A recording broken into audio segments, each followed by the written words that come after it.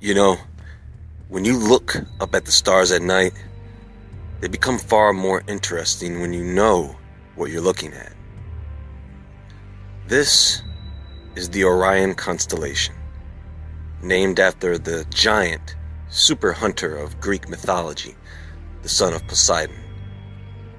It is an area in the sky that has drawn quite a bit of attention from ancient people around the world. But why?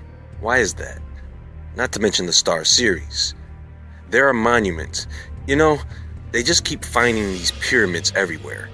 They're in the deserts, they're in the jungles, they're in the mountains, in the Arctic, in the oceans. They're all over the place. And when you look in Mexico, when you look in Egypt, you think, why would someone build these structures to mirror this constellation Orion? I mean, is this the answer to the question of who constructed them? Did you notice, folks, there are a lot of discoveries being made right now, and old tales of the ancients are coming back to life. What we used to call science fiction and ancient folklore seems to be making its way into our reality. So let us take a closer look at this constellation, these structures, the ancient Egyptians, and the beings they believe to be the gods of Orion.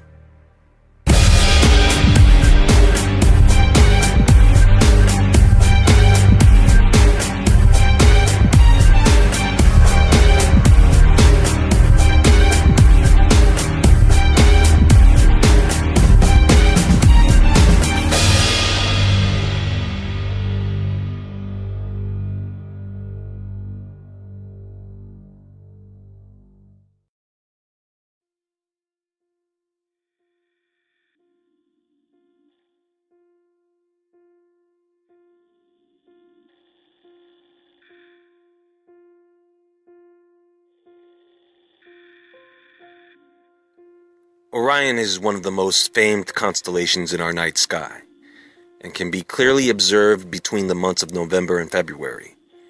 In the southwest sky if you live in the northern hemisphere, or the northwest sky if you live in the southern hemisphere.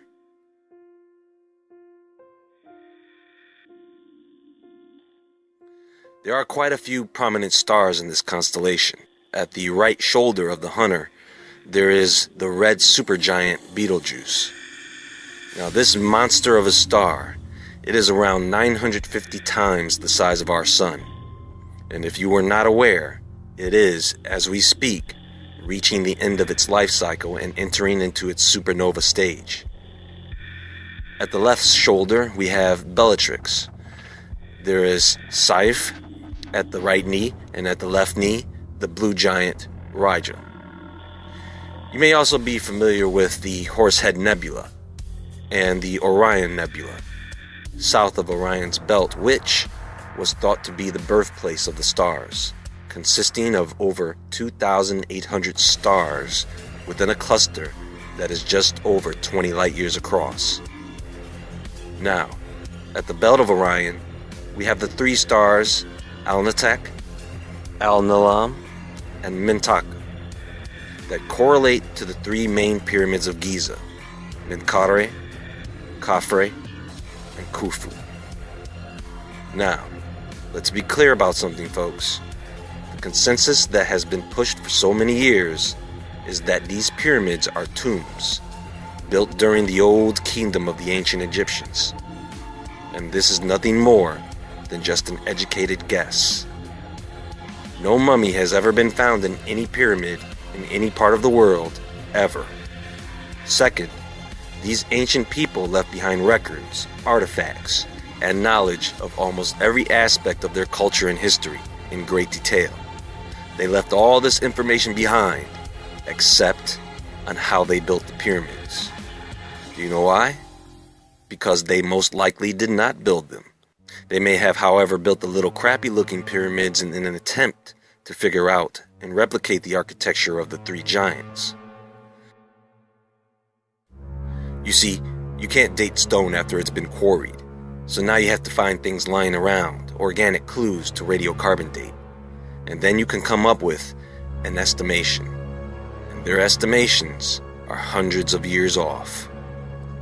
The architectural precision of these pyramids is unmatched.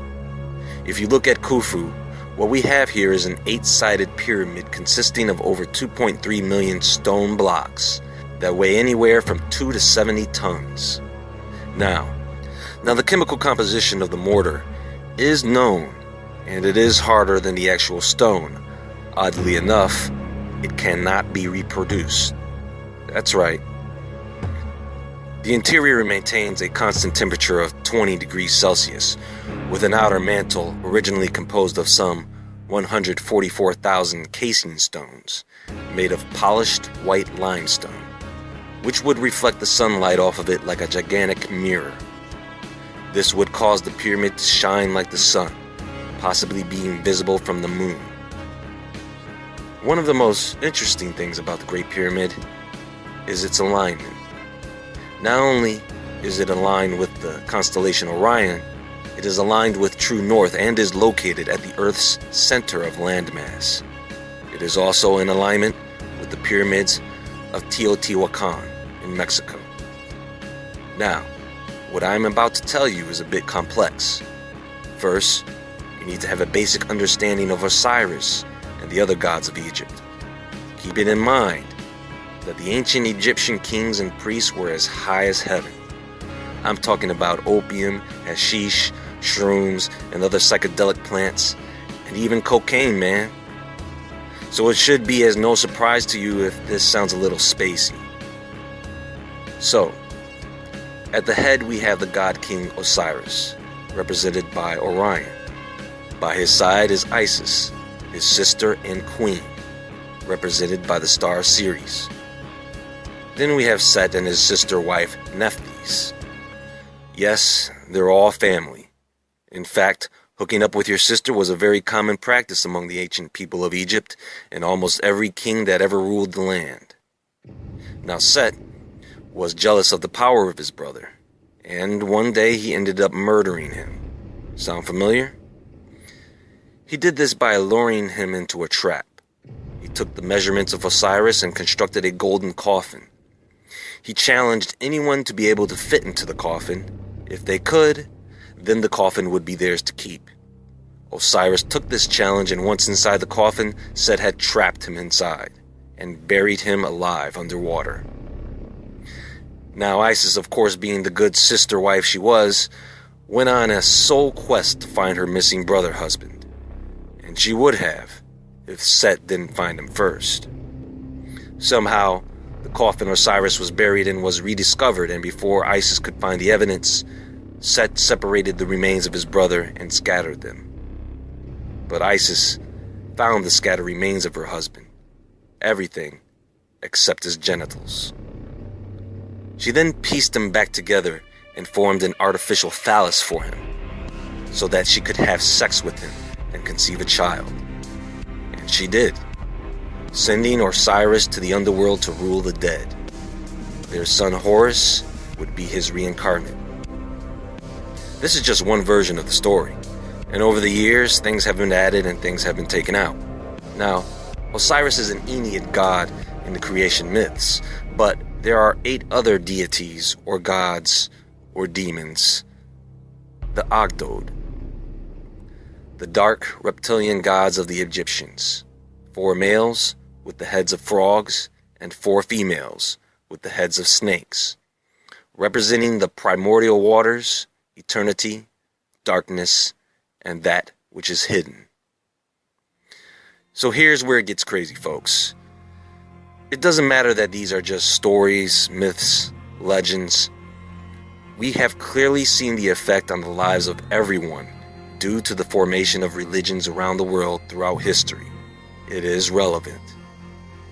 What makes you think that a religion like this would be forgotten or abandoned? And if there is a person or group of people that still worship these gods, what rituals do you think they would engage in? After all, the ancient Egyptians' culture is all about magic. Or is it really science? There are people who believe that CERN is trying to open a portal or abyss to allow certain entities to come through. Well, who do you think are the entities they want to come through? The ancient Egyptians did emphasize the return of these deities, the reptilian gods, the rebirth of Osiris. Is this why you need an antichrist? So that you can have this spirit entity of Osiris to enter into this physical person? Look at Nabta-Playa, the ancient ruins of a cosmic calendar created by the Egyptians way before the pyramids. A ritual ground, the Playa. The same type of land used in CERN's commercial, and the crazy event people have every year in the Nevada desert. I'm not going to get into all that here. I just want to turn you on to some of the more interesting theories out there. We live in a crazy world, folks. And from the looks of history, it has always been that way. And if someday soon, one or more of these deities do return, let's just hope it's the one that is here to save us.